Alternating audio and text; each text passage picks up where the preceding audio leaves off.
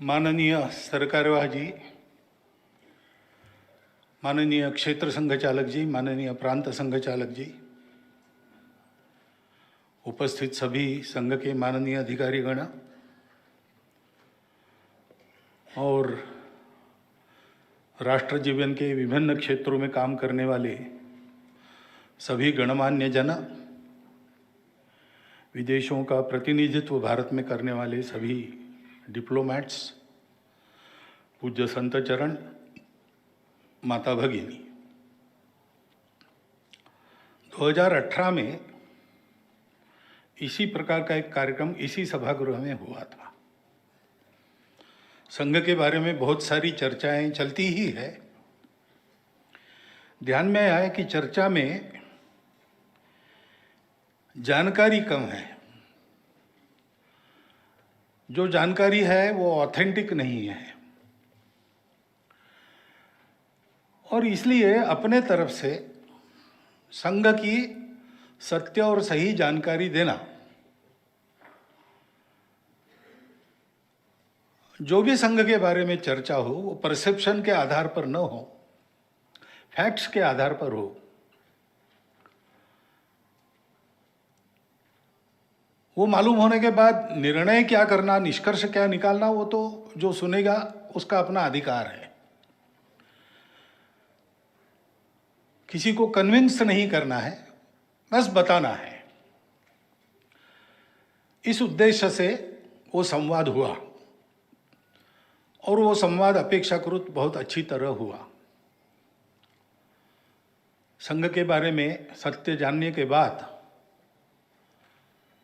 बहुत सी बातें जो मन में बिना कारण थी वो चली गई। उस सभा में आए हुए सब लोग संघ के बन गए ऐसा नहीं कह सकते, लेकिन वो उद्देश्य भी नहीं था। अभी शताब्दी के कार्यक्रमों का विचार जब हो रहा था तब फिर से ये कल्पना आई कि फिर से ऐसा एक संवाद, उस समय एक ही स्थान पर हुआ था, देश में 4 स्थानों पर हो ताकि अधिक लोग उसमें सहभागी हो सके, बाद में प्रश्न पूछ सके। लेकिन जो पहले बताया उस समय भी मीडिया ने बहुत अच्छी तरह उसको सारे देश में पहुंचाया था, तो वही सारी बातें फिर से बतानी है क्या? संघ एक विषय है तो संघ के बारे में हर साल नया बताने का कुछ नहीं रहता है। तो इस बार ये हुआ कि 100 वर्ष पूरे हो गए हैं, आगे हम संघ के कार्य को कैसा देखते हैं, हमारे मन में क्या चल रहा है, ये भी रखा जाए। इसलिए न्यू हॉराइजन्स, नए क्षितिज, ऐसा शब्द व्याख्यानमाला के टाइटल में है।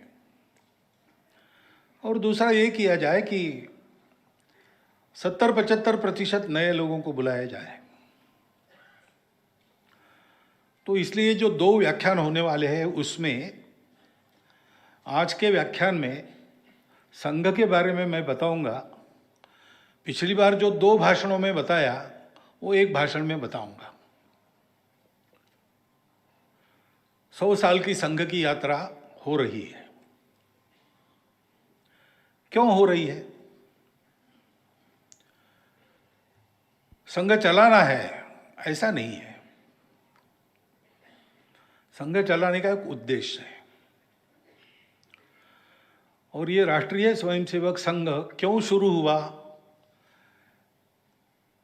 इतनी सारी बाधाएं वगैरह आई, स्वयंसेवकों ने सारी कठिन परिस्थितियों में से रास्ता निकालकर इसको चलते क्यों रखा, और 100 साल चलने के बाद भी नए क्षितिजों की बात क्यों कर रहा है, इसका अगर एक वाक्य में आपको उत्तर देना है तो वो वाक्य संघ की प्रार्थना के अंत में हम स्वयंसेवक लोग रोज कहते हैं, भारत माता की जय। अपना देश है, उस देश की जय जयकार होनी चाहिए। उस देश को विश्व में एक अग्रगण्य स्थान मिलना चाहिए। लेकिन क्यों मिलना चाहिए?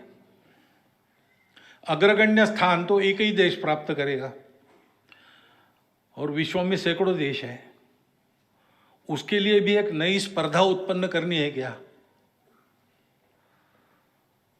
तो ऐसा कोई इरादा नहीं है, लेकिन उसके पीछे एक सत्य है। दुनिया में इतने देश है, क्यों है? विश्व बहुत पास आ गया है। अभी ग्लोबल बात होती है। विश्व पास आ गया है, इसलिए ग्लोबल विचार करना ही पड़ता है। तो एक देश के बड़े होने का महत्व क्या है? तो यद्यपि सारे विश्व का जीवन एक है, मानवता एक है, फिर भी वो एक जैसी नहीं है। उसके अलग अलग रूप है, अलग अलग रंग है। और ऐसा होने के कारण विश्व की सुंदरता बढ़ी है, क्योंकि हर एक रंग का अपना अपना कंट्रीब्यूशन है, योगदान है। और अगर विश्व के इतिहास को देखते हैं तो स्वामी विवेकानंद का वो कथन कि every nation has a mission to fulfil, प्रत्येक राष्ट्र को एक मिशन होता है दुनिया में जो फुलफिल करना है। प्रत्येक राष्ट्र का विश्व में कुछ योगदान होता है जो समय समय पर उसको करना पड़ता है। वैसे भारत का भी अपना एक योगदान है। विश्व के किसी देश को बड़ा होना है, अपने बड़प्पन के लिए नहीं होना है, उसके बड़े होने से विश्व के जीवन में जो एक आवश्यक नई गति चाहिए वो पैदा होती है, उसका उस प्रकार का योगदान होता है। इसलिए योगदान करने लायक उसको बनना है, इसलिए बड़ा होना है।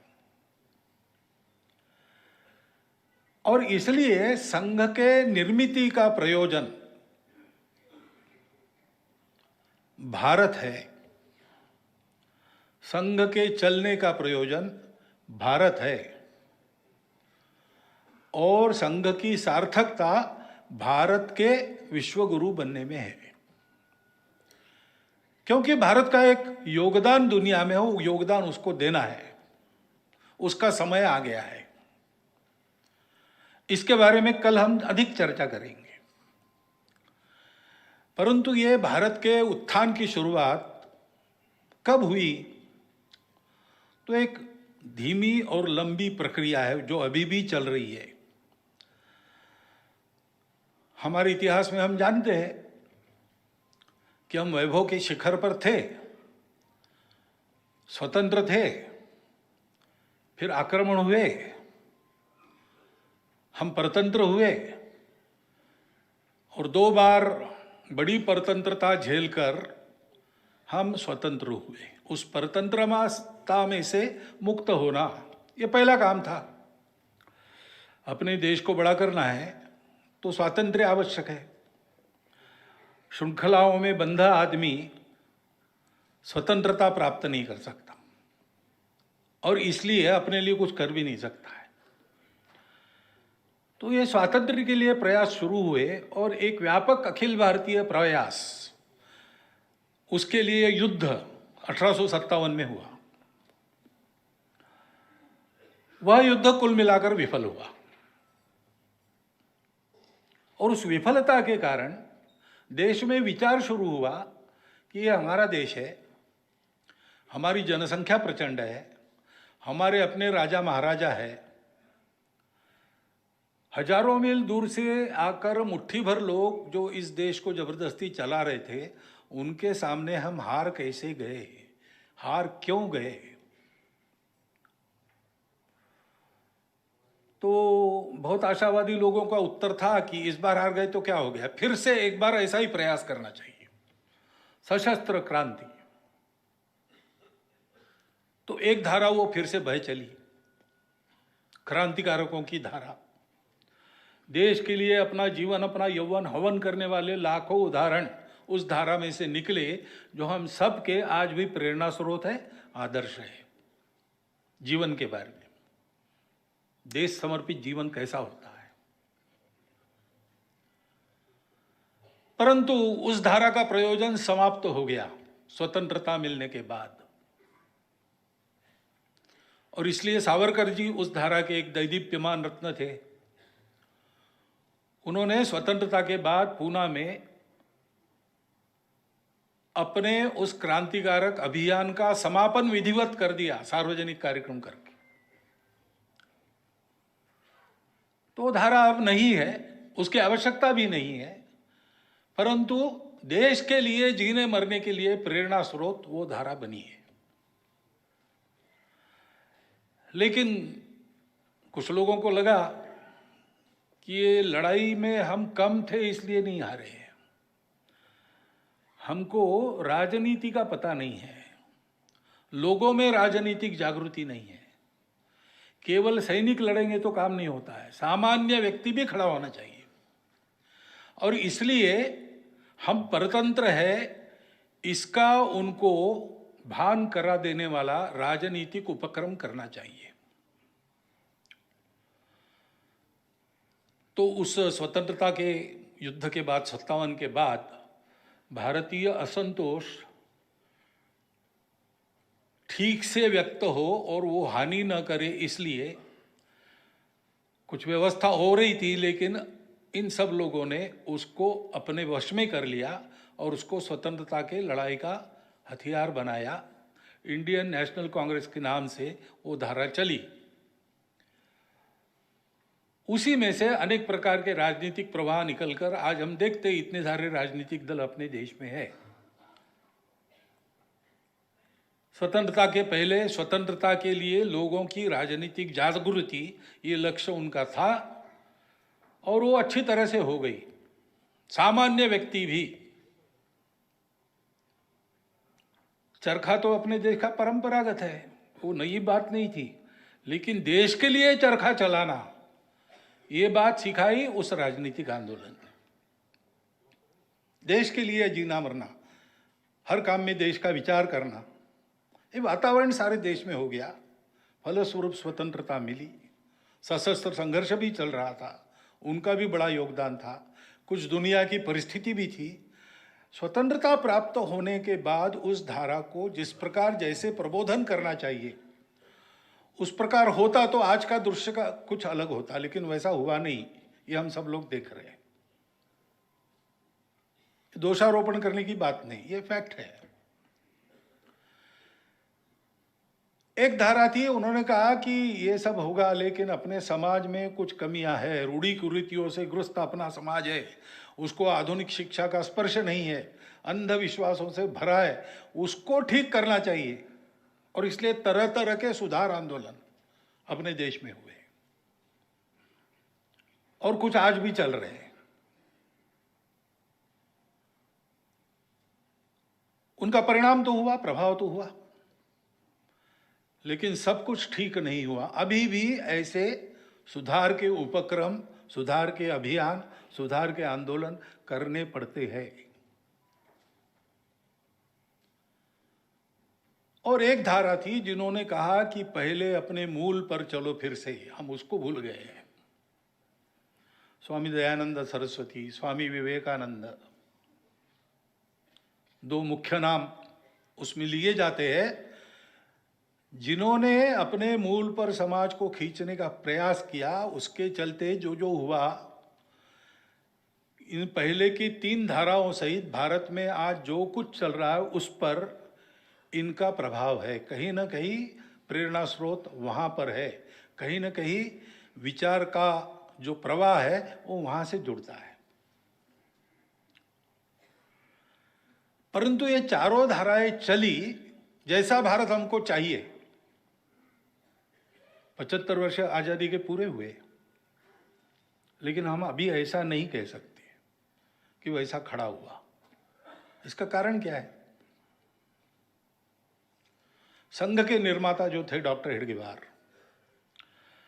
वो इन चारों धाराओं में काम कर चुके थे। उनको हम जन्मजात देशभक्त कहते हैं, क्योंकि बचपन से ही ये चिंगारी उनके मन में थी कि देश के लिए जीना चाहिए, देश के लिए मरना चाहिए। स्वयं बचपन में ही अनाथ हो गए थे, दरिद्रता में आगे बढ़ना पड़ा, लेकिन देश के लिए चलने वाले कामों में भाग लेना उन्होंने कभी नहीं छोड़ा। और विद्यार्थी के नाते उनका जो कर्तव्य था अपनी पढ़ाई अच्छी तरह से पूर्ण करना, उसमें अपने विद्यालय में पहले 10 में आना, ये भी कभी उनका छूटा नहीं। वंदे मातरम आंदोलन 1905-6 में जो हुआ, उस समय उन्होंने नागपुर के सारे विद्यालयों में उस आंदोलन का संगठन किया। जब इंस्पेक्टर लोग स्कूल इंस्पेक्शन के लिए आते थे तो हर क्लास में उनका स्वागत वंदे मातरम से होता था। चिढ़कर उन्होंने सारे विद्यालय बंद कर दिए। कौन इसके पीछे पता लगाने का प्रयास किया। 4 महीने स्कूल बंद रहे, पता नहीं लगा। अंत में कॉम्प्रोमाइज हो गया, जो अभिभावक गार्डियंस थे और सरकार इनमें, कि एक नॉमिनल अपॉलॉजी हो जाए स्कूल में एंटर करते समय गेट पर, और शिक्षक खड़ा रहे, वो पूछे गलत हुआ ना, माफ़ी चाहते हो ना, तो मुंडी हिलाना, नॉमिनल अपॉलॉजी। स्कूल शुरू हुए, लेकिन 2 छात्र नागपुर के थे जिन्होंने ये भी करने का इनकार कर दिया कि भाई भारतवासी हम हैं, भारत माता हमारी, उसके स्वतंत्रता की बात को नकारना सपने में भी हम नहीं कर सकते। वो हमारा श्रद्धा स्थान है, वंदे मातरम कहना ये हमारा अधिकार है, और इसलिए हम सपने में भी उसको ना नहीं कर सकते, तो हम माफ़ी कैसे मांगेंगे। तो स्वाभाविक वो दोनों रस्टिकेट हुए। उसमें एक डॉक्टर अग्रवाल थे जो बाद में डॉक्टर बने। फिर उस समय राष्ट्रीय विद्यालय चलते थे, उनमें जाके उन्होंने अपनी पढ़ाई पूरी करी। मैट्रिक में इस परिस्थिति में भी वो फर्स्ट क्लास में पास हुए। नागपुर के लीडर लोगों ने उनका ये स्पार्क देखकर, ये चिंगारी देखकर तय किया कि इनको कलकत्ता जाना चाहिए, मेडिकल पढ़ना चाहिए। मेडिकल की पढ़ाई का बहाना है, परंतु करना है वहाँ क्या, क्रांतिकारकों की कोऑर्डिनेशन कमेटी वहाँ है, अनुशीलन समिति, उससे संबंध स्थापित करना और क्रांति कार्य पश्चिम भारत में भी शुरू करना। तो उनकी योजना के अनुसार पास में पैसा न होते हुए भी चंदा करके जो थोड़ा जमा हुआ, उसके आधार पर डॉक्टर साहब कलकत्ता गए। किसी लॉज में जगह नहीं थी, तो अपने 2 मित्र एक कमरे में रहते थे, उनके बिस्तर के बीच की जगह में अपना बिस्तर लगाया और उन्होंने मेडिकल की पढ़ाई भी अच्छी तरह पूरी की, फर्स्ट क्लास में हो गए, और क्रांतिकारक समिति से संबंध भी स्थापित कर लिया। स्वर्गीय त्रैलोक्यनाथ जी चक्रवर्ती, स्वर्गीय रासबिहारी बसु, इनके लिखे पुस्तकों में उनका उल्लेख आता है। उनका कोड नेम कोकेन था। कोकेन चंद्र एक जीवित वास्तविक व्यक्ति थे जो चंद्रनगर में रहते थे, लेकिन उनके नाम से इनका वहाँ का चलता। सीआईडी को पता लगा तो कोकेन को अरेस्ट करने वो चंद्रनगर जाके उनको लेके आई, दूसरे को। ऐसी कहानी भी है वहाँ। ये सब उन्होंने किया, लेकिन क्रांतिकारक आंदोलन भी बंद हो गया। अनेक लूपहोल्स के कारण, अनेक कमियों के कारण अंग्रेज सरकार ने उसको दबाने में यश प्राप्त किया। इनकी मेडिकल की पढ़ाई भी पूरी हो गई। 3000 रुपये मासिक की एक नौकरी बर्मा में उनके लिए तैयार थी। प्रिंसिपल ने कहा, इन्होंने कहा मैं नौकरी करने के लिए नहीं आया हूँ, मैं तो अपने देश के लिए काम करने वाला हूँ, और इसलिए नागपुर वापस आए। चाचा जी ने विवाह के बारे में पूछा, चाचा जी को पत्र लिखा कि इस जीवन में मुझे दूसरा कोई काम करना नहीं है, क्योंकि उन्होंने प्रतिज्ञा की थी अनुशीलन समिति में प्रवेश करने के पहले कि यह जन्म मेरा देश के लिए है, अपने सुख का विचार अगले जन्म में करेंगे। और इसलिए कांग्रेस का जो आंदोलन चल रहा था उसमें उन्होंने भाग लिया। 1920 में उस आंदोलन का प्रचार करते समय जो भाषण किए, उसके चलते सेडिशन का मुकदमा उन पर चला, और उसमें उन्होंने अपना डिफेंस दिया। डिफेंस देते नहीं थे, लेकिन उन्होंने कहा कि मैं डिफेंस दूंगा तो कोर्ट में मेरा और एक भाषण होगा, पत्रकार वगैरह आएंगे, और एक बार मेरे प्रचार की मुझे संधि मिलेगी। और उन्होंने भाषण किया। वो भाषण करने के बाद जो जजमेंट आया उसमें जज ने लिखा कि जिन भाषणों के कारण इनको आरोप लगा है इन पर, उन भाषणों से इनका बचाव का भाषण ज़्यादा सेडिशियस है, क्योंकि उन्होंने यहीं से शुरुआत की कि अंग्रेज लोग हमारे ऊपर राज्य कर रहे हैं, ये किस कानून के तहत कर रहे हैं, उनको किसने अधिकार दिया। स्वतंत्रता तो प्रत्येक व्यक्ति का जन्मसिद्ध हक है। मैंने लोगों को यही बताया है, स्वतंत्रता प्राप्त करने के उपाय बताए हैं, किसी के विरोध में कुछ नहीं कहा है। जो आपके भाषण लिखने वाले लोग हैं उनको मराठी भी ठीक से नहीं आता, मेरे भाषण मराठी में हुए। आरोप तो आपका झूठा है, लेकिन ये कोर्ट भी बेकानूनी है। इस न्याय को, इस न्यायाधीश को, इस न्यायालय को मैं नहीं मानता, ऐसा उन्होंने कहा। और इसलिए उनको 1 वर्ष सश्रम कारावास हुआ। सब ऐसे जो आंदोलन थे, क्रांतिकारकों का आंदोलन था, राजनीतिक जागृति के आंदोलन थे, समाज सुधार के काम थे, धर्म जागृति के काम थे, अपने मूल पर वापस आने के लिए, इन सब में उन्होंने प्रामाणिकता से, निस्वार्थ बुद्धि से, कार्यकर्ता के नाते काम किया। कार्य पद्धति जान ली, कैसा काम करते हैं, समाज की स्थिति क्या है, ये करने से समाज में क्या होता है, ये सब उन्होंने जान लिया, अनुभव लिया। और इस लंबे समय के दौरान उनका इन सब काम में काम करने वाले जो श्रेष्ठ लोग थे, धुरीण थे, लीडर लोग थे, उनसे संपर्क आया, चर्चा भी हुई। उनकी यह सक्रियता संघ स्थापना के बाद भी कायम थी।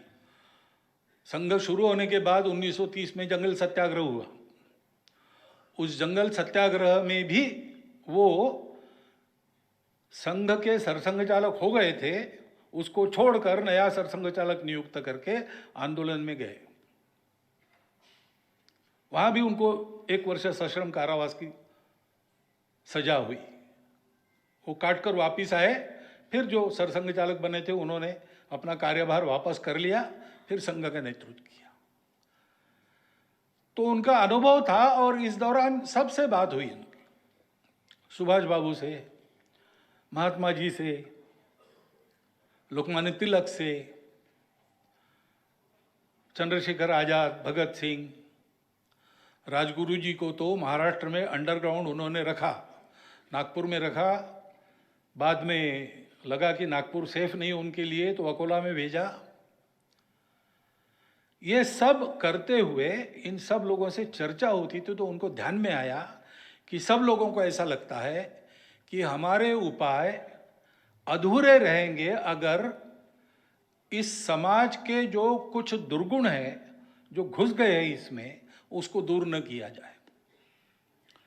क्योंकि एक बात तो स्वतः सिद्ध है कि देश को बड़ा करना है, देश को स्वतंत्र करना है, कुछ भी करना है, तो नेताओं के भरोसे, संगठनों के भरोसे नहीं होता। वो सहायक जरूर होते हैं, लेकिन सबको लगना पड़ता है, सब में एक गुणवत्ता आनी पड़ती है। पूरे समाज के प्रयास से कोई भी परिवर्तन आता है। आज अपने देश को बड़ा करना हम चाह रहे हैं, वो किसी के भरोसे छोड़ के नहीं होगा, सब सहायक होंगे। नेता, नीति, पार्टी, अवतार, विचार, संगठन, सत्ता, सब इनका रोल असिस्टेंस का है। लेकिन मुख्य कारण जो बनता है वो समाज का परिवर्तन है, समाज की गुणात्मक उन्नति है। और बिना उसके हुए हमारे काम फुलफिल नहीं होंगे। जो इश्यूज लिए हैं वो शायद रिजॉल्व हो जाएंगे, लेकिन वो फिर से खड़े नहीं होंगे, इसकी कोई गारंटी नहीं। क्योंकि स्वतंत्रता की बात ले तो हम देखते हैं कि कितना लंबा ताता है आक्रामकों का। हर बार कोई आता था, हमको देखते देखते जीत लेता था, फिर हम जागरूक होकर उसको खदेड़ देते थे, दूसरा आता था। ये सब बार बार क्यों होता है? क्योंकि कुछ ऐसे दोष है जिनको निकालना चाहिए, कुछ ऐसे गुण हैं जिनको विकसित करना चाहिए। और इसलिए यह काम किसी को करना पड़ेगा। हम लोग नहीं कर सकते क्यों नहीं, हमने अपना अपना काम चुन लिया है। इनका भी अध्ययन, डॉक्टर हेडगेवार का भी अध्ययन, चिंतन, वो इसी निष्कर्ष पर आया था। जिन महानुभावों के मैंने नाम लिए हैं उन सबको आप पढ़ लीजिए तो आपको ये भाव मिलेगा। उसके बारे में बहुत लोगों ने लिखा है। स्वदेशी समाज नाम का श्री रविन्द्रनाथ ठाकुर जी का निबंध पढ़िए। उसमें उन्होंने कहा है कि समाज की जागृति राजनीति से नहीं होगी। हमारे समाज में समाज का स्थानीय नेतृत्व खड़ा करना पड़ेगा। उन्होंने शब्द किया है नायक। जो स्वयं शुद्ध चरित्र है, जिसका समाज से निरंतर संपर्क है, समाज जिस पर विश्वास करता है और जो अपने देश के लिए जीवन मरण का वर्ण करता है, ऐसा नायक चाहिए, ऐसा उन्होंने कहा है। इतने बड़े खंडप्राय देश में, गांव-गांव में, गली-गली में ऐसा नायक चाहिए, जिसके जीवन से एक वातावरण बनता है, वातावरण में समाज अपनी कृति बदलता है। ऐसे नायकों का निर्माण होना चाहिए। रविन्द्रनाथ ठाकुर ने स्वदेशी समाज में बहुत स्पष्ट रूप से यह बताया है।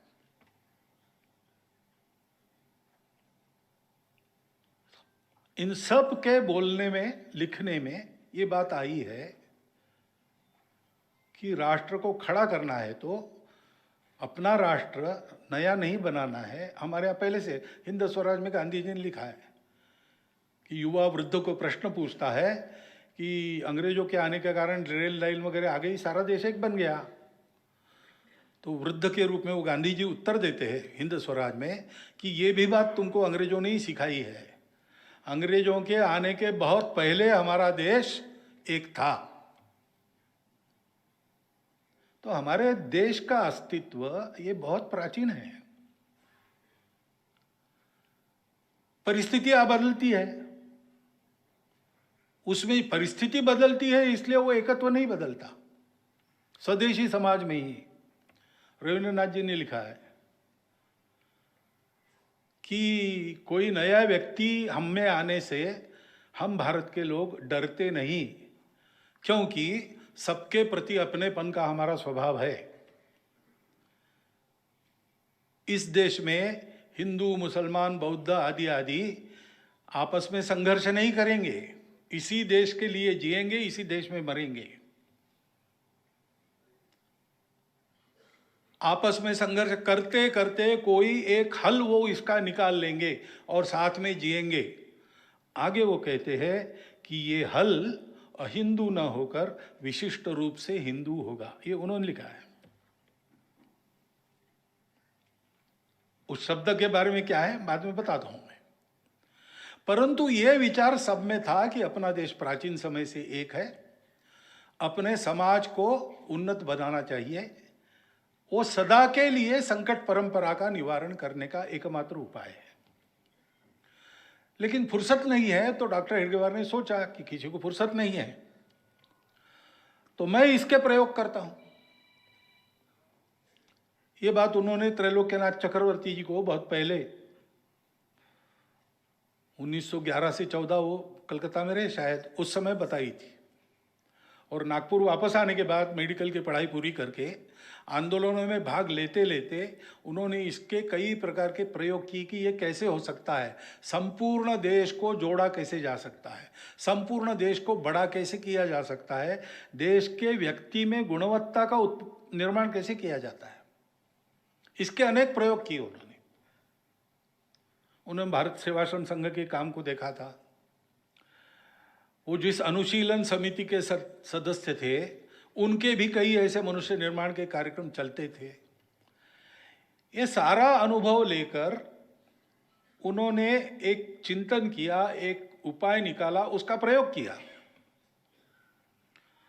और उस प्रयोग के यशस्वी होने के बाद उसकी चर्चा की। उनके जो तरुण साथी सार्वजनिक जीवन में सक्रिय तो थे ही, तो बहुत सारे तरुण उनके व्यक्तित्व के कारण उनके साथ रहते थे, उनसे चर्चा की और 1925 में घोषणा की।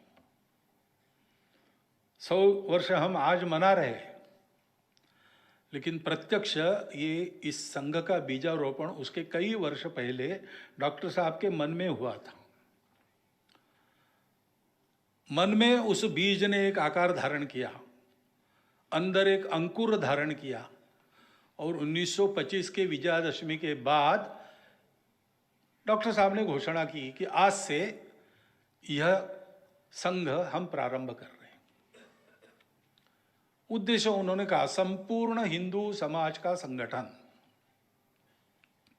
अब यहां प्रश्न खड़ा होता है, बाकी लोगों को क्यों छोड़ा? तो पहली तो बात है कि जिनको हम हिंदू समाज कहते हैं आजकल, हिंदू समाज, हिंदू नाम लगाना जिसको है उसको इस देश के प्रति जिम्मेवार रहना पड़ेगा।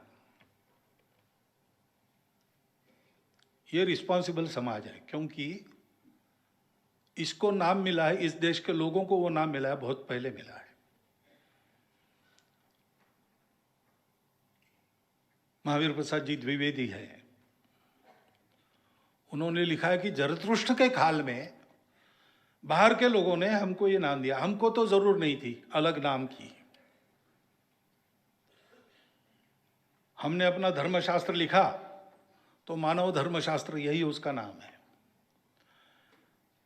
क्योंकि हमारे यहाँ यही कहते थे हम, माता च पार्वती देवी, पिता देवो महेश्वरा, बांधवा शिवभक्ताश्च, स्वदेशो भुवनत्रया, या अयम निजः परो वेति, गणनाम लघुचेतसाम, उदार चरितानाम तु वसुधैव कुटुंबकम। हम मनुष्यों में अंतर नहीं करते थे, सारे मानव। विचार तो हमारा ऐसा था कि व्यक्ति, मानवता, सृष्टि, ये सब परमात्मा के कारण जुड़ी है, एक दूसरे से संबंधित है। एक का जो होता है वो दूसरे पर भी परिणाम करता है, और इसलिए मनुष्य को अपने विकास का विचार करना है तो इन तीनों के विकास में अपना विकास है, ये मानकर अपने विकास का प्लान करना पड़ता है। इस देश का स्वभाव है। तो हमको अलग नाम की जरूरत नहीं थी। लेकिन जरतुष्ट्र वहां गए, उनको पूछा गया कौन हो, तो उन्होंने कहा कि हमारे पूर्वज किर्गिस्तान में भारत से गए थे, सिंधु नदी के उस पार से गए थे। अब उस समय ईरान के लोग सिंधु नदी के उस पार वालों को हनत कहते थे, उसका हनदू हो गया, हिंदू हो गया। ये एक कथा है। दूसरी कथा है कि ऐसा कहने के बाद ईरान के लोगों ने इस्राएल के लोगों के पूछने पर यहूदियों को कहा कि हमारा एक हिंदू गुरु है, और वो बात घूमते घूमते अपने पश्चिम किनारे पर व्यापार के जरिए आ गई। व्यापारियों ने पकड़ा वो शब्द, लेकिन ठीक है, उनको इस शब्द से क्या करना है, सौदा पटने से काम है, व्यापार चलता रहा। इंटेलेक्चुअल लोगों के पास वो आ गया, तब अपने पुराणों में आ गया, तम देव निर्मितम देशम हिंदुस्थानम प्रचक्षते। लोक भाषा में आने को बहुत समय लगा, और लोक भाषा में जो शब्द आते हैं वो संतों की पकड़ में आते हैं। इसलिए गुरु नानक देव जी के वाणी में पहले ये मिलता है, हिंदुस्तान खसमाना किया, तुर्कस्तान खसमाना, खुरासान खसमाना किया, हिंदुस्तान डराया। वो उन्होंने वर्णन किया है बाबर के अत्याचारों का, और कहा है कि न हिंदू महिलाओं का शील बचा, न मुस्लिम महिलाओं की अस्मत बची। अब ये सोचते तो ध्यान में बात आती कि उन्होंने दो क्यों शब्द उपयोग किए, क्योंकि जैसे उस समय मुसलमान थे हमारे देश में, हमारे देश के कन्वर्टेड मुसलमान थे, लेकिन दूसरी तरफ मुसलमान क्यों कहा होगा, तो स्वाभाविक है, अल्लाह को मानते हैं, कुरान को मानते हैं, पैगंबर साहब को मानते हैं, वही होते हैं मुसलमान। तो हिंदू कहने से कोई मान्यता नहीं है, एक ईश्वर को मानने वाला हिंदू नहीं है। नहीं, ईश्वर के अनेक रूप है हिंदुओं में, 33 करोड़ है ऐसा कहते हैं, और एक ग्रंथ नहीं है, न कोई एक गुरु है। तो अनेक थे उस समय, बौद्ध थे, जैन थे, शैव थे, शाक्त थे, अनेक प्रकार के पंथ संप्रदाय, रिलीजन्स अनेक थे। लेकिन एक स्वभाव था जो इन सबको जोड़ता था, वो स्वभाव ये था कि इन सबको स्वीकार करते थे। विश्व में जितने तरीके हैं पूजा के, वो सब एक ही जगह पहुंचेंगे, कोई तरीका गलत नहीं है। हाँ, ये हो सकता है कहीं देर से पहुंचेंगे, कहीं जल्दी पहुंचेंगे, कोई तरीका बड़ा सरल है, कोई तरीका बड़ा जटिल है। रुचिनाम वैचित्र्यात ऋजु कुटिल नाना पथयुताम। मनुष्य अलग अलग होते, बुद्धि अलग अलग होती है, रुचि अलग अलग होती है। रुचि के वैचित्र्य के कारण ऋजु कुटिल अनेक प्रकार के रास्ते होते हैं। आप यहाँ इस सभागृह में आने के लिए कहाँ से चले, एक ही रास्ता थोड़ी था। जहाँ से चले वैसा रास्ता था, और कोई रास्ता ठीक भी था, कोई रास्ता खराब भी था। रास्ता खराब है इसलिए आप घूम कर भी आए होंगे, रास्ता खराब है तो भी समय पर पहुँचेंगे इसलिए उसी खराब रास्ते से भी आए होंगे। ये अपना अपना मन है। ऐसे अनेक पथ है। रुचि नाम वैचित्र्यात ऋजु कुटिल नाना पथयुताम। नृणाम यानी आदमियों का एको गम्या, एक ही जगह जाना है सबको। भगवान को कहते हैं त्वम असि, तुम ही हो जो सबके गंतव्य हो। नृणाम एको गम्यस्त्वम असि। कैसे? पयसाम अर्णवैव। विश्व में कहीं भी पृथ्वी पर वर्षा होती है तो अंत में सागर में जाती है। ये श्रद्धा रखने वाले सबको उन्होंने एक नाम दिया, हिंदू। तो हिंदू यानी क्या? इसमें जो विश्वास करता है, अपने अपने रास्ते से चलो भाई, अपना जो रास्ता मिला है स्वाभाविक रूप से उस पर श्रद्धा रखो, बदलो मत, दूसरों को बदलो मत। इस पर श्रद्धा रखो, दूसरों की भी श्रद्धा है, उसका पूर्ण सम्मान करो, उसका स्वीकार करो, उसका अपमान कभी मत करो। और रास्तों को लेकर झगड़ा मत करो, आपस में मिलजुल कर चलो।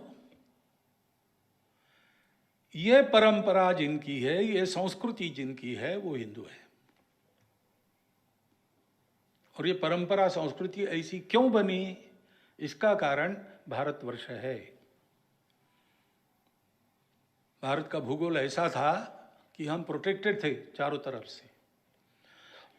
पहले आक्रामक आते ही नहीं थे, कौन आएगा?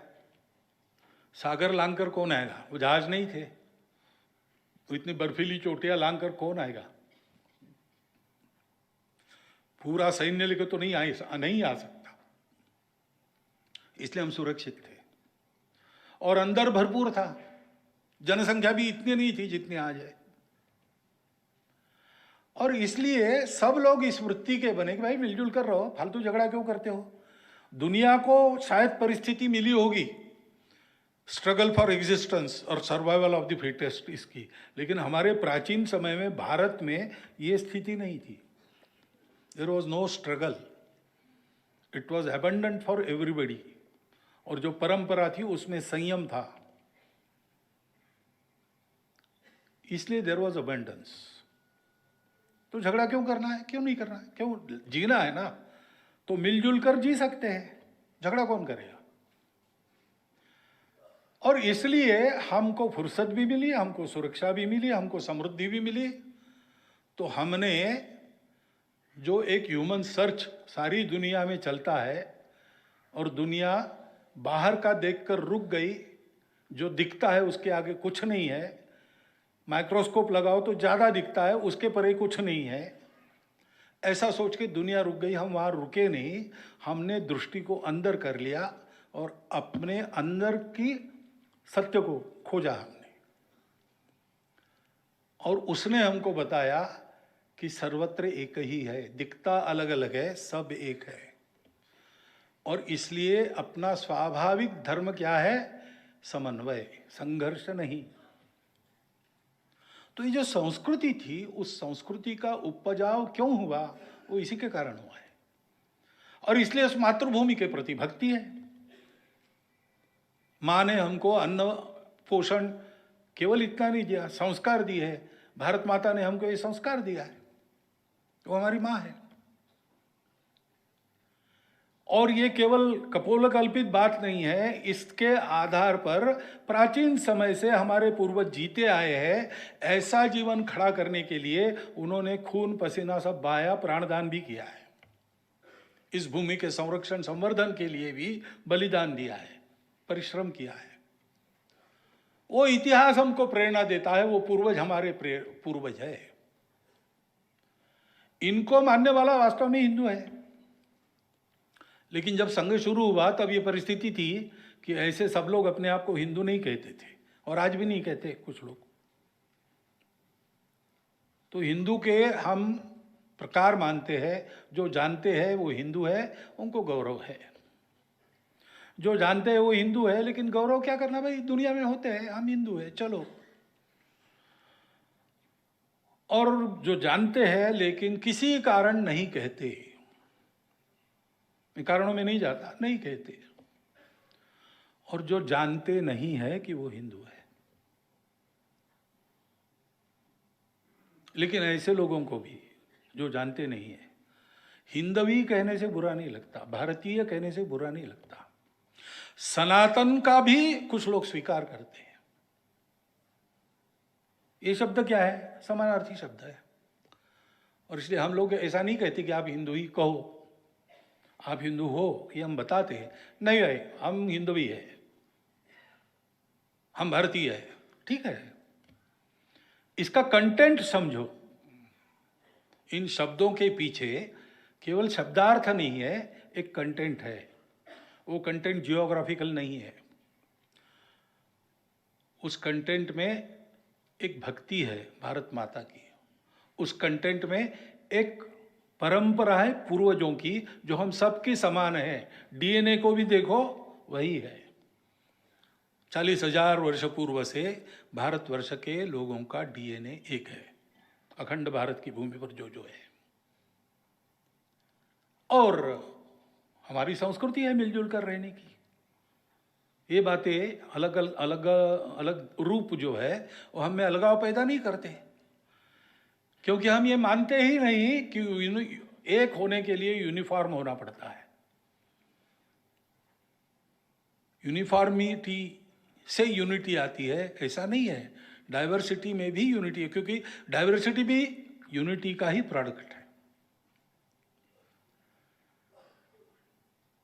लेकिन कोई परीक्षा है और प्रश्न आ गए 4, 2 तो बड़े कठिन है, 2 आसान है। पहले कौन सा? पहले आसान प्रश्न छोड़ो। इसलिए जो अपने आप को हिंदू कह रहे हैं, पहले उनको संगठित करो, उनका जीवन अच्छा बनाओ, तो किसी कारण जो अपने आप को हिंदू होके भी नहीं कहते, वो भी कहने लगेंगे। वो तो होने लगा है। और किसी कारण जो भूल गए, उनको भी याद आएगा, वो भी होगा। लेकिन करना क्या है? संपूर्ण समाज का संगठन, संपूर्ण हिंदू समाज का संगठन। हिंदू शब्द का आग्रह क्यों है हमारा? क्योंकि ये जो कंटेंट है, ये कंटेंट पूर्णतः व्यक्त करने वाला वो एक ही शब्द है। और हिंदू कहने से हिंदू वर्सेस ऑल ऐसा नहीं होता है, हिंदू बनाम कोई, ऐसा नहीं है। क्योंकि हिंदू इसका मतलब इंक्लूसिव, इंक्लूसिविटी की मर्यादा क्या है? कोई मर्यादा नहीं। जब आगे एक व्यक्ति नहीं, पूरा परिवार, पूरा परिवार नहीं, पूरा गांव, गांव नहीं भैया जनपद, जनपद नहीं भैया प्रांत, प्रांत नहीं देश, देश नहीं विश्व, मानवता नहीं केवल, सृष्टि भी, अनंत के साथ एक हो जाओ। वहां जो पहुंचा उसको सर्वश्रेष्ठ मानने वाला अपना समाज है।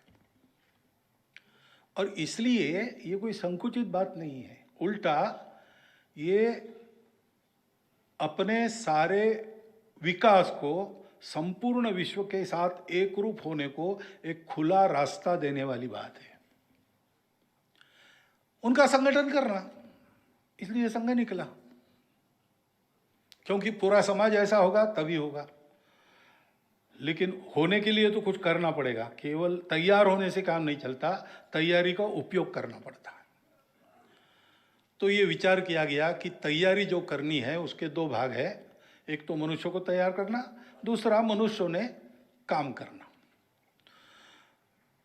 तो जो मेथोडोलॉजी डेवलप हुई मनुष्यों को बनाने की, उस पर लगकर काम करने वाला एक संगठन, राष्ट्रीय स्वयंसेवक संघ, उसको दूसरा कुछ नहीं।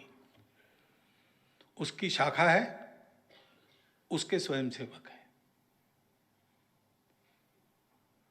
और बाकी सब जो होना है तैयारी के चलते वो करने वाले स्वयंसेवक रहेंगे। संघ के नाते उसमें जाएगा नहीं। स्वयंसेवक बहुत है, संघ चलाने के लिए जो लगते हैं उनको छोड़ दिया तो भी बहुत सारे स्वयंसेवक है, वो सक्रिय हो जाए, समाज जीवन में जहां जिसकी आवश्यकता है वो करें। ये तो सपने से भी ज्यादा दुष्प्राप्य बात लगती थी। स्वयंसेवक भी पूछते थे कैसे होगा, डॉक्टर साहब कहते थे होगा, संघ कुछ नहीं करेगा, सब कुछ होगा, और हो रहा है। अनेक क्षेत्रों में अपने स्वयंसेवक काम कर रहे हैं। वो जो विचार मिला है, जो संस्कार मिला है, उसके आधार पर उस क्षेत्र की आवश्यक है वहां पुनर्रचना करके आगे बढ़ रहे हैं। भारतीय मजदूर संघ में स्वयंसेवक काम करने के लिए गए, उन्होंने पूरी दुनिया के लिए लेबर फील्ड का एक नया दर्शन दिया है। हर जगह वहां के परिवेश में सकारात्मक सुधार और अपने देश के स्वत्व के आधार पर वहां की पुनर्रचना। क्यों ये पुनर्रचना आवश्यक है उसमें कल जाएंगे हम लोग। लेकिन ये वो स्वयंसेवक करते हैं, वो उनका है, स्वतंत्र है, अलग है, स्वायत्त है, उसका क्रेडिट उनको है, संघ को नहीं। डिस्क्रेडिट वो संघ को शेयर करना पड़ता है, क्योंकि माल हमारे यहां से गया है। क्रेडिट उनका है, संघ उनको कंट्रोल नहीं करता, डायरेक्टली भी नहीं, रिमोटली भी नहीं। एक ही बात है, स्वयंसेवकों का संबंध संघ से अटूट है, जन्म जन्मांतर का है। वो संघ की प्रार्थना कहीं भी गा लेंगे, वो टूटता नहीं कभी। उसके चलते स्वयंसेवक मिलते हैं, बात करते हैं, हम भी बात करते हैं, पूछते हैं, हम बताते हैं, हमको ध्यान में आया बताते हैं, मदद मांगते हैं, मदद देते हैं, अच्छे काम को सर्वत्र मदद करते हैं। हम केवल स्वयंसेवकों को ही करते हैं ऐसा नहीं है, किसी को भी कर सकते की है, बहुत उदाहरण है। परंतु हमारा कहा वो माने ही, ये उन पर हमारा दबाव नहीं है। हमारा कहना वो समझेंगे, समझने के बाद उनको जो लगता है वो करेंगे।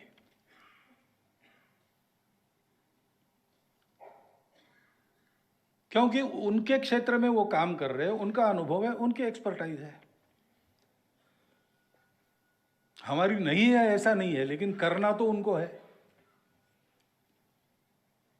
जो करने वाला है वो, उसको जो स्वतंत्रता मिलनी चाहिए करने की, तो उनको मिलती है। और संगठन में केवल स्वयंसेवक नहीं है, उनके साथ बहुत सारे लोग हैं। संगठन तो संघ के नहीं है, वो जनता के है।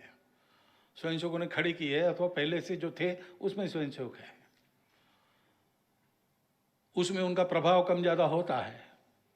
अन्य लोग भी साथ है, सबको साथ लेके चलाना स्वयंसेवक के नाते यही सिखाया हमने। मतभेद हो तो भी मनभेद न हो, साथ में लेकर सबको चले, ये स्वभाव सबका रहे, इसी को तो संगठन कहते हैं। हमारी अपेक्षा उनसे ये संगठन ठीक रहे, स्वयंसेवक ठीक रहे, वो करते हैं, हम बताते रहते हैं। वो स्वतंत्र, अलग, स्वायत्त और धीरे धीरे स्वावलंबी होते हैं, मदद मांगने की स्थिति नहीं रहती उनकी।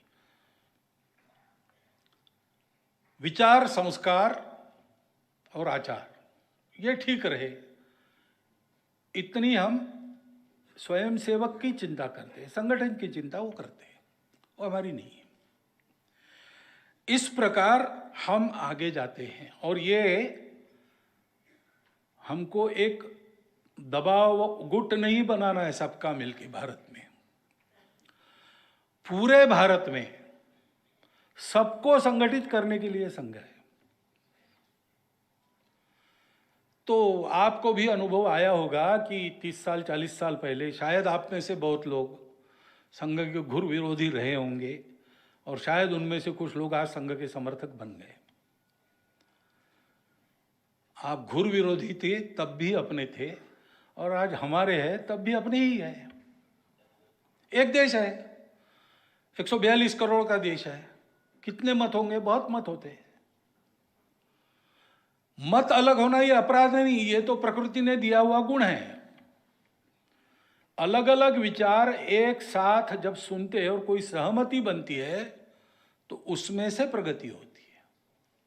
अंग्रेजी में एक वाक्य बताते, coming together, staying together and working together. Coming together is beginning, staying together is progress and working together is success. तो ये जो बात है इसको संगठन कहते हैं और पूरे समाज का ही हमको संगठन करना है, क्योंकि संघ के मन में ये बात है कि अगर इस देश में ऐसा लिखा गया कि भाई संघ के कारण देश बच गया या देश का उद्धार हो गया, तो ये हमारे लिए ठीक नहीं है, कि ये हम करना नहीं चाहते। ये करना चाहते तो बहुत है। पहले से रावण से त्रस्त दुनिया, राम नहीं होते तो क्या होता, शिवाजी नहीं होते तो क्या होता। अरे भाई, कब तक आएंगे शिवाजी, कब तक आएंगे राम? भगवान भी God helps those who help themselves. हमको इसके कारण जो ठेका देने की आदत लग गई है, नेता को ठेका दो, पार्टी को ठेका दो, सरकार को ठेका दो, तुम देश का कल्याण करो। हम क्या करेंगे? हम तुम जो कर रहे हो उसमें से मीन मेख निकालते चर्चा करते बैठेंगे। ये ठीक नहीं है। देश का जिम्मा हम सबका मिलकर है। जैसे हम हैं वैसे हमारे प्रतिनिधि होंगे, वैसे हमारी पार्टियां होंगी, वैसे हमारे नेता होंगे। तो हम अच्छे बने और हम करें देश के लिए, संपूर्ण समाज का संगठन। इसके लिए हम कहते प्रार्थना में, विजय त्रिच न संहता कार्य शक्ति। हमारी संगठन शक्ति के आधार पर, हमारी यानी किसकी? संपूर्ण हिंदू समाज की। क्योंकि हमने परिचय दिया है उसके पहले, वयम हिंदू राष्ट्रांग भूता, हम हिंदू राष्ट्र के अंगभूत है। तो पूरी हिंदू समाज का दायित्व है, तो पूरा हिंदू समाज ऐसा बनना चाहिए। हमारी संगठित कार्यशक्ति यानी पूरे समाज की संगठित कार्यशक्ति। और हिंदू राष्ट्र की बात करते हैं हम, तब भी प्रश्न खड़े हो जाते हैं, क्योंकि राष्ट्र का हम ट्रांसलेशन करते नेशन, वो कंसेप्ट वेस्टर्न कंसेप्ट है। नेशन के साथ स्टेट जुड़ता है,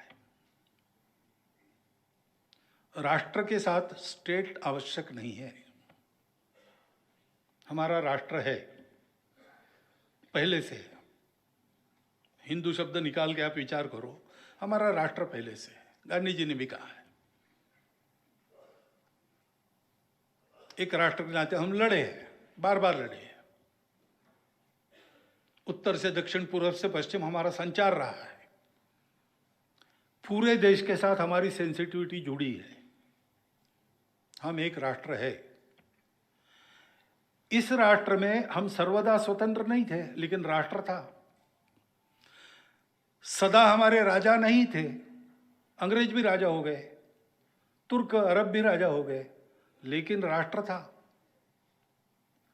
एक राजा नहीं था, अनेक राजा थे, अनेक राज्य थे, अनेक व्यवस्थाएं थी, लेकिन राष्ट्र था। मंत्र पुष्पांजलि में हम कहते हैं ना, स्वस्ति साम्राज्यम भौज्यम स्वराज्यम वैराज्यम राज्यम पारमेष्ठ्यम महाराज्यम महागणाधिपत्य। स्वस्ति साम्राज्यम वैराज्यम, पूरी लंबी मालिका राज्य व्यवस्थाओं की, इतने प्रकार है।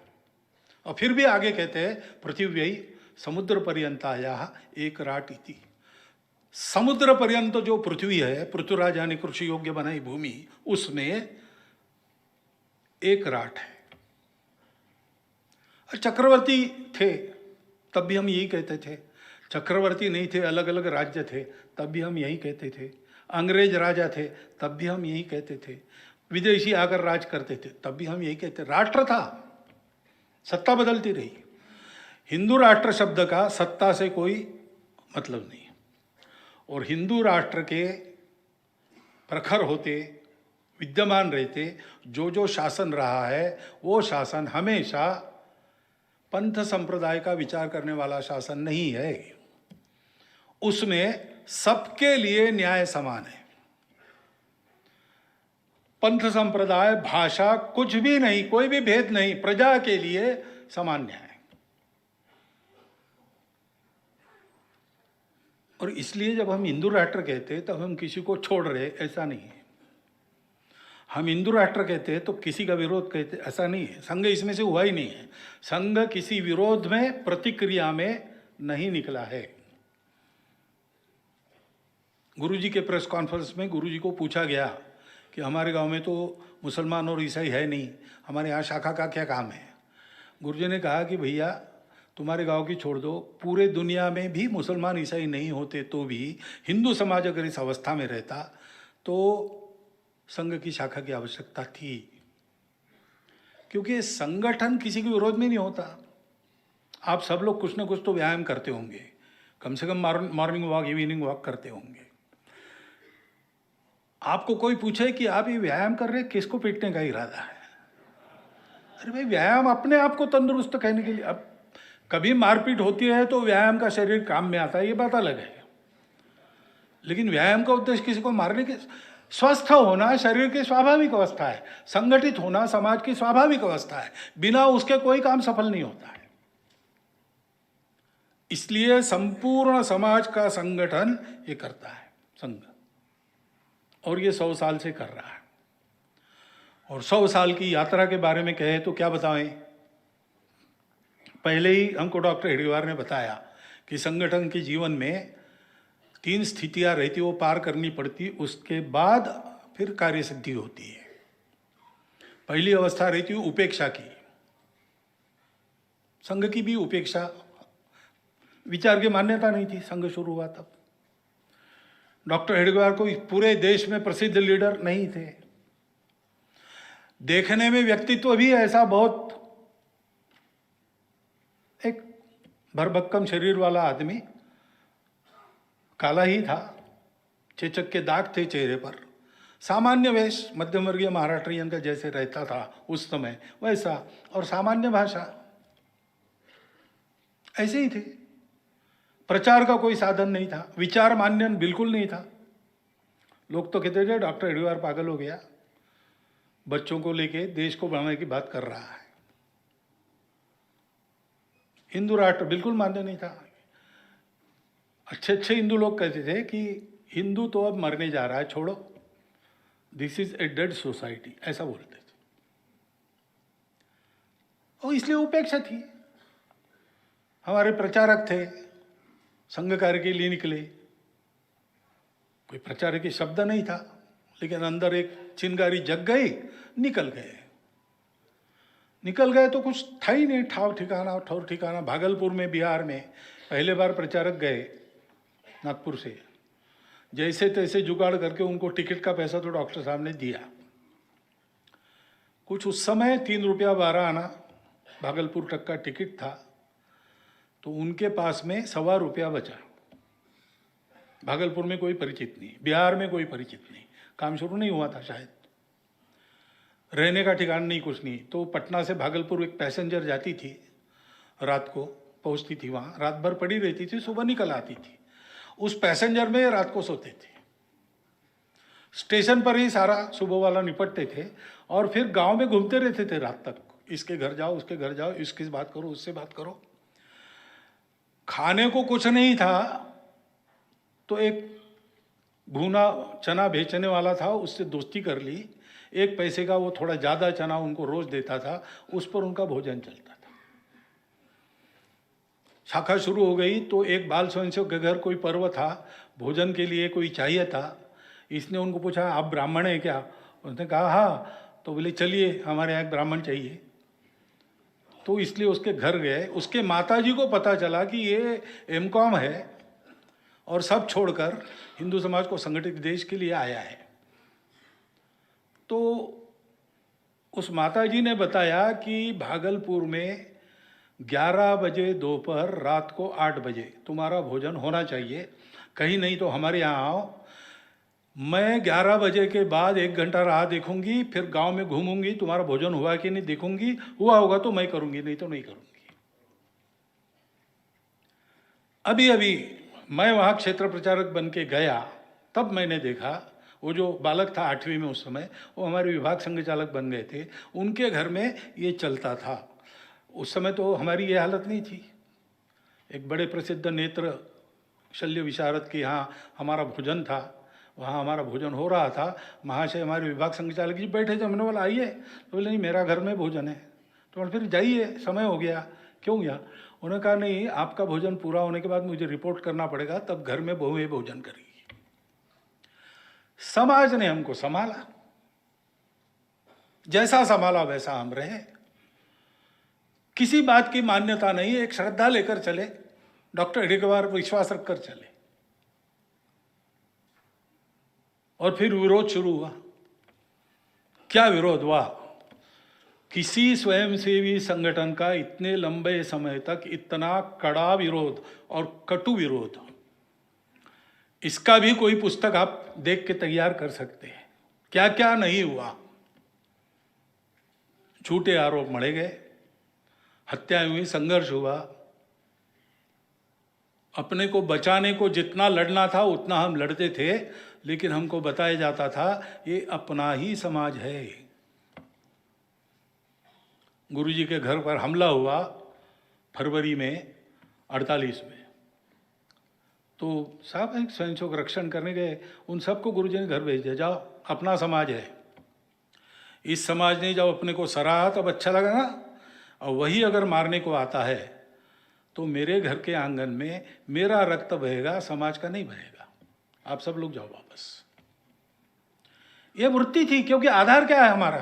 संघ के कार्य का आधार कोई विरोध, कोई प्रतिक्रिया नहीं, शुद्ध सात्विक प्रेम हमारे अपने कार्य का आधार है। जिस आधार पर हम विविधता में एकता देखते हैं वो तो सत्य रूप है, प्रेम रूप है, करुणा रूप है।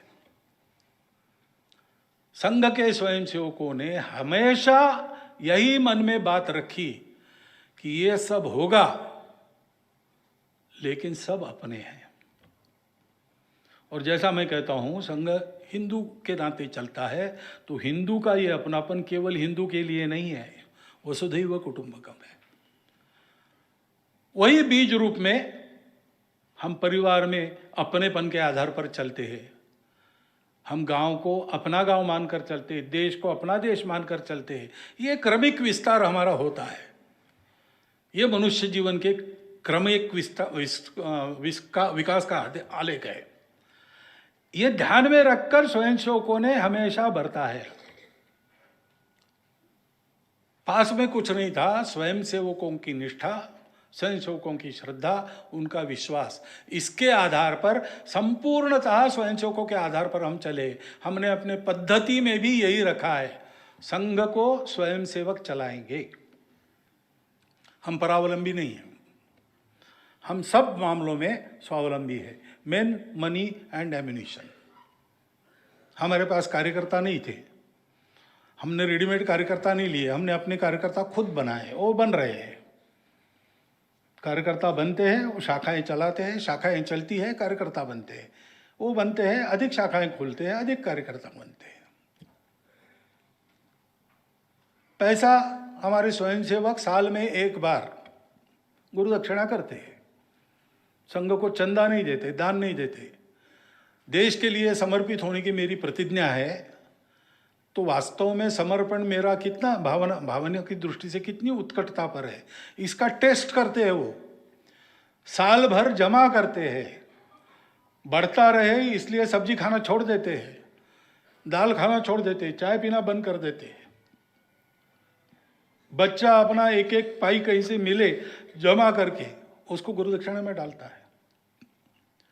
शामू पवार नाम का स्वयंसेवक था, 9वीं में पढ़ता था। माता पिता दोनों मजदूर थे, रोज की रोटी रोज बनती थी, रोज की कमाई से। ऐसा घर, ऐसी झोपड़ी, घर का का। और गुरु दक्षिणा में उसके गण ने तय किया कि देखो, प्रत्येक ने 21 रुपया गुरु दक्षिणा तय करनी चाहिए। अपने गण का ये टारगेट है। तो उसने माताजी से मूंगफली बनवाई, चीना बादाम या क्या, सॉल्टेड पीनट्स, और 3 महीना इंटरवल में सिनेमा टॉकीज में जाके वो बेचता था। 21 रुपये जमा हो गए, बंद कर दिया, घर में 21 रुपये रख दिए। 15 दिन बाद था गुरु दक्षिणा समर्पण का कार्यक्रम, घर को बताया ये गुरु दक्षिणा है। 15 दिन उस घर में जहाँ हाथ पर उनका पेट था वहाँ पर वो 21 रुपया पड़ा रहा, किसी ने हाथ नहीं लगाया, उसने वो गुरु दक्षिणा में डाला। एक एक स्वयंसेवक ऐसा करता है। नागपुर में डॉक्टर साहब का स्मारक स्मृति मंदिर खड़ा हुआ, मैं बचपन में शाखा में जाता था तो मुझे याद है वहाँ एक डिब्बा रखा था। हम कुछ मिलता है, उस समय तो ज़्यादा मिलता उलता नहीं था घर से, लेकिन कहीं कभार मिल रहा, कोई मेहमान आ गए, जाते समय कुछ रख दिया हाथ पर, रखते भी ज़्यादा नहीं थे, वो पुराना एक छेद वाला पैसा रहता था तांबे का, तो वो हम उस डिब्बे में डालते थे। पूरा रेशमबाग का परिसर जो बना है या कहीं का भी, यहाँ दिल्ली का कार्यालय स्वयंसेवकों ने बनाया, स्वयंसेवक चलाते। संघ को चलाने के लिए संघ किसी के सामने हाथ नहीं पसारता, संपूर्ण स्वावलंबी संगठन है। और इसलिए हम लोग जो है हमारी दृष्टि से विचार करके जो अच्छा लगता है वो बोल सकते हैं, जो खराब लगता है वो भी बोल सकते हैं, लेकिन उस बोलने के पीछे कोई विरोध की भावना नहीं है। ना काहू से दोस्ती, ना काहू से बैर। और दोस्ती कहे तो सब अपने हैं, सबके प्रति प्रेम है। उस प्रेम के आधार पर और स्वयंसेवकों की निष्ठा तपस्या के आधार पर हम यहाँ पर पहुँचे हैं। कितने बड़े त्याग हुए, कितने बड़े बलिदान हुए हैं, उस पर हम खड़े हैं, ये हम जानते हैं। उनके प्रति मन में और एक उस भाव का वर्णन मैं नहीं कर सकता, ऐसे भाव हमारे सबके मन में है। और इस संघ को हमको आगे ले जाना है। क्यों ले जाना है? क्योंकि भारत को खड़ा करना है, भारत का अपना योगदान है। वो योगदान क्या है उसकी चर्चा हम कल के व्याख्यान में करेंगे। बहुत बहुत धन्यवाद।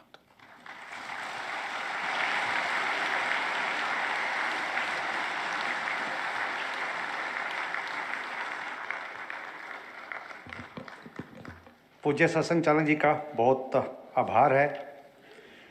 कल 27 व परसों 28 अगस्त को आप सभी अवश्य पधारिएगा, ऐसा आपसे अनुरोध है। आपकी प्रतीक्षा रहेगी। जो ये लैंड यार्ड रिबन्स हम अपने आज प्रवेश के लिए प्रयोग किए हैं, कल व परसों भी यही चलेंगे। अभी राष्ट्रगान रहेगा, राष्ट्रगान के उपरांत बाहर चाय व जलपान की व्यवस्था है। आप सभी से अनुरोध है, जलपान लेके जाइएगा। अभी राष्ट्रगान के लिए खड़े होंगे।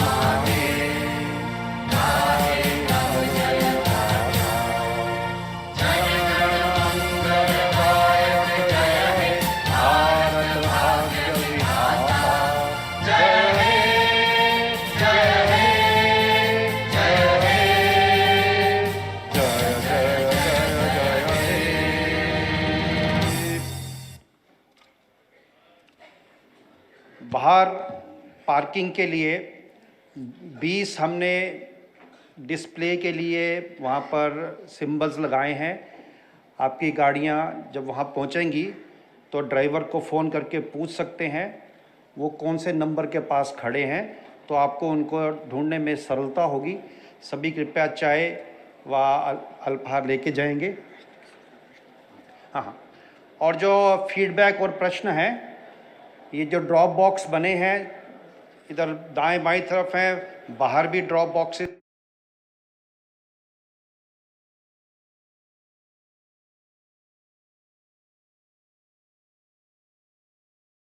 उस समय तो ज़्यादा मिलता उलता नहीं था घर से, लेकिन कहीं कभार मिल गया।